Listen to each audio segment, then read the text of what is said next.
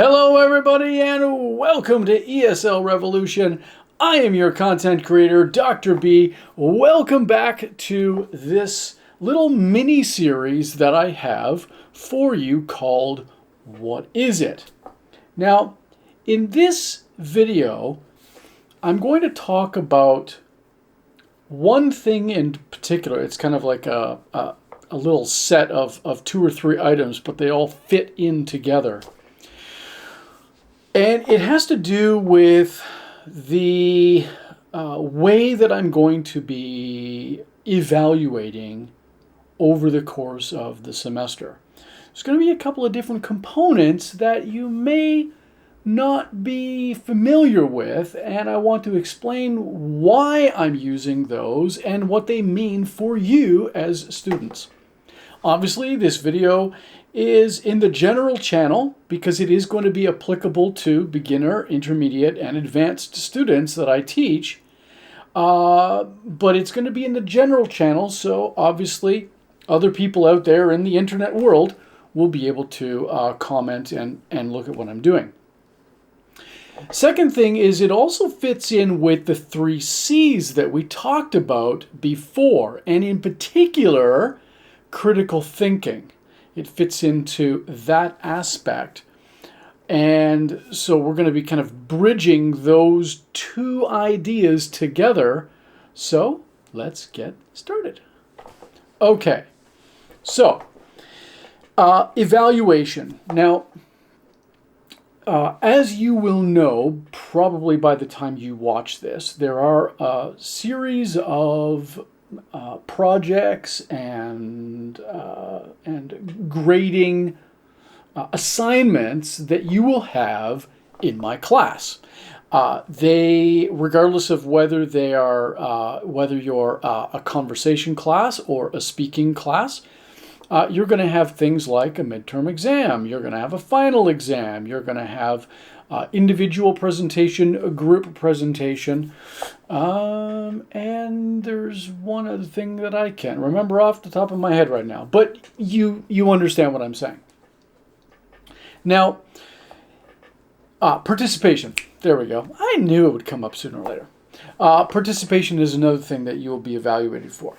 Now, how does that, right? This is the official guidelines of the university. This is what the university wants us to evaluate you on.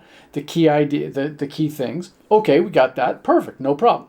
Now, on this other side, we've got this whole new way of evaluating that I'm going to be talking to you about. And those 2 systems are going to fit together. It's not complicated, but I do want you to understand what it is and why am I doing it.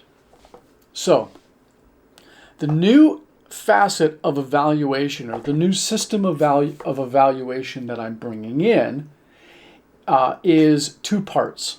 The first is peer evaluation. Now, peer evaluation, simply put, is a way for the team that you work with, or the people that you work with on a week-to-week basis, because sometimes the teams might change up, it's possible. But essentially, it gives other students a way for you to receive feedback from them. What did you do well? What could you improve upon? What sort of dynamic did you bring to the group? How did you involve yourself? Were you simply sitting back and saying everything and just looking at your phone all the time and talking on cacao? Or were you engaged in the process of development? So that's one side. Now the second side is going to be, that was peer evaluation. The second side is personal evaluation. And again, from week to week, you will have kind of a list of questions to ask yourself at the end of our work. How do you feel you did well in your class? How do you think you did within the group context? How do you think you did working at the individual activities? Did you find that you were not as engaged, and therefore that's something that you might need to work on in the future? So those are the two big forms of evaluation that I'm bringing into the classroom that is going to be very different from how you normally will have been evaluated. Now, these evaluations also count toward your participation, because I'm going to provide, each one of you is going to have a folder, and this is your peer evaluation folder. And every week that I see you, you're going to build a portfolio of information about your work. And it's your feedback on your work to me. Now, of course, I'm going to be watching in the classroom. I'm going to be seeing who is and who isn't working, because there's always a couple of people that don't. So that person might give me a 5 out of 5, a glowing review. Oh, teacher, I did such a wonderful job. Only that they were sleeping the entire time. So obviously there is a disconnect there. But that's okay, because I will be able to write that down on the sheet of paper. Say student X gave him or herself a 5 out of 5 today. However, this student was playing on their phone and sleeping for most of the class, did not engage, 0 out of 5. So obviously, I will have the ability to override what you are giving me. So it is a way of encouraging you to be honest with yourself about what you're doing and what you're not doing, and likewise what you need to improve upon. Because that's what part of the classroom setting, that's part of what we need to do. We need to critically evaluate our role. As students, this is something that you're going to need to do. Not only in my class. This is something, again, when we're talking about the 3 C's, this is something, and I'll leave a link up somewhere here so that you can see it if you haven't already. So it's a way for you to take stock, to understand exactly what you did and didn't do well, and that you can then shift to the following week and say, you know what, I need to improve on X. And then next week, you can have that in your mind. I'll have that information there, and I'll be able to take that. Oh, last week, you know what? Last week, Mr. Kim, last week you said that you needed to improve in not using your phone as much. Okay, so why don't you put your phone in your bag, and then you won't have to worry about getting tied into Facebook or Kakao Talk or talking to your friends or whatever. See, there's little ways that we can help each other have you focus more. And that's really part of this peer evaluation process. Now, another thing that is quite valuable in this is that it gives you, as a student, a level of control over your grades. Now, it's true that most of your grades, and this is something that a lot of students don't realize, I think, your grades come from you. When I evaluate you, I'm not evaluating you based on how I think or feel. I'm evaluating you based on what you've done. I've given you a series of criteria. And if you've met those criteria and done well, you're going to get a high score. If, on the other hand, I give you that criteria and you don't do the job, you're going to get a lower score. So it is important that you engage whatever work you're doing, whether it's the peer evaluation, the preparatory work for your individual or group presentation, whatever, even your midterm and final exam, whatever that is, put the effort into doing what you need to do. Now, the peer evaluation gives you as a student more control over that participation score. For example, if you know that your effort and what you do in the class, that 10% is contingent really upon what you do and what you write about in your portfolio for me. At the end of the semester, when I see that, and I see, yeah, you know what, this student has done a very good job, 10 out of 10. And I will also be able to take notes throughout the day. I'll be able to take my notes and combine it with your notes to make sure that we're seeing eye to eye. Now, the other reason why this portfolio and peer evaluation is helpful is because we can pinpoint and target particular areas that you might need to improve upon. Now, if I see your level is improving, to me that means that you're taking your role as a student in my class seriously. And when you're doing that, that means your scores are going to get higher, you're going to have more enjoyment in the classroom, and I'm going to feel better about actually engaging with you. We are going to have a better relationship inside the classroom when you can see those positive effects.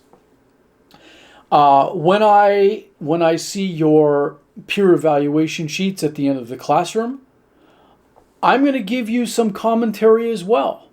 So you're going to have commentary that you've written about, maybe multiple choice, maybe some little bit of writing. I'm going to write something on there as well. You'll be able to see me make commentary about what you did, what I saw you doing. And it's hopeful, I think it will be hopeful, that will create a positive working cycle in the classroom. So those are the two areas that are going to be new in terms of how evaluation is going to unfold. Now, there are going to be other things that I will be using in the classroom, and I've mentioned this already. For example, marking rubrics. I'm going to be talking about that later. That's another video. That's the fourth what is it video. But rubrics are something that is helpful for me and you to make sure that when I do evaluate, I'm evaluating as objectively as I can. Maybe not with mathematical efficiency, but I do have a formula that you know about for all of your different assignments that you'll be handing in or that you'll be presenting in front of the class. So you're not left to your own devices. My job is to give you the tools to succeed in my class. There's an English phrase, you can lead a horse to water, but you can't make them drink. And that's very much the teacher-student relationship in many respects. I can give you all the tools you need to succeed, but if you're not willing to grab hold of those tools and utilize them in the classroom and outside of the classroom when you're doing work at home, the grades will be reflected in that. And I can usually tell if people are working hard inside and outside of the classroom. Their attitude is great, they come to school prepared, and they're ready to go. To me, those are the qualities that demonstrates a student who really wants to succeed. Now, of course, how those fit into the different assignments that we will have, well, as we get into each of the assignments throughout the semester, you will have a rubric and evaluation tools geared toward that particular assignment. So let's take individual presentation, for example. I might give you some deadlines. Let's just say hypothetically, what is today? Today is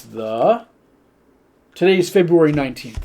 Okay, let's say hypothetically that the assignment is due in 2 weeks' time. Okay, now what I'm going to be doing is I'm going to be giving you a couple of deadlines that I want you to meet in order to make sure that you are ready for the presentation. That's part of the rubric. That's also going to be part of your peer evaluation. Did you follow that schedule? Well, it'd be really easy for me to know. It's also very easy for you to know. Because if you come to the presentation day and you're not ready, you didn't follow the rules. You didn't follow the schedule. You didn't follow the layout. And so you're going to be caught with either a very low score or 0 out of 10 or 15. That could be significant in terms of your overall standing. I've had students in the past who have missed getting the 60% cutoff because they missed a 10% assignment. Students think, it's just 10%, I can make it up. Well, quite often, you can't. It seems strange, but that minus 10% is a very large chunk of your score. So this is why having that peer evaluation where we're constantly communicating back and forth as to your scores, and I'm always giving you feedback throughout the semester, you're going to have a very clear idea when it comes to the end of the semester how you're going to do. So today I've talked basically about the peer evaluation, the rubrics in a basic way, and of course, the individual evaluation that you'll be doing. The rubrics, as I said, are going to be talked about in video number 4. What is it? Rubrics.